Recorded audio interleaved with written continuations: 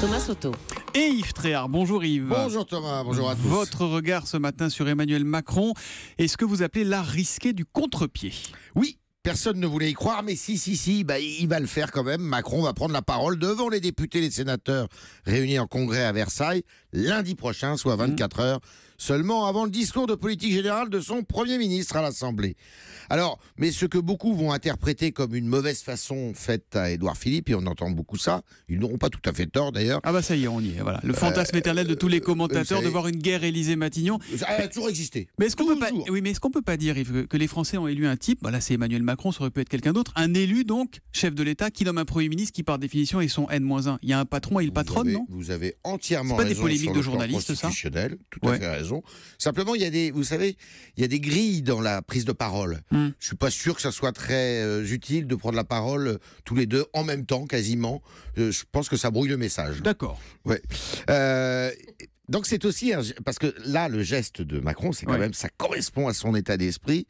Il veut tout bousculer, il veut tout chambouler, il n'en fait qu'à sa tête, il se moque complètement des traditions et des convenances. Et c'était sa façon de faire d'ailleurs, hein, on n'est pas étonné.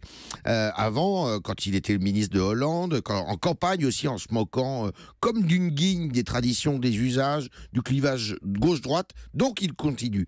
Alors, plutôt que de s'exprimer le 14 juillet, comme ses prédécesseurs, là c'était la tradition, ou au journal de 20 heures, eh bien il utilise, c'est vrai, vous avez raison, le droit que lui confère la Constitution pour faire sa com sous les ors de Versailles. Comme l'ont fait Hollande et comme l'ont fait Sarkozy. Voilà, ce château qui correspond si bien à son goût pour la République monarchique, sauf que Hollande, c'était juste après une crise énorme qui était les attentats du Bataclan, et Sarkozy, c'était pour faire une annonce. Mais il va faire une annonce. Et il y en aura ou ça sera que de la com à votre avis? Ça ne sera pas que de la com, bien sûr que non.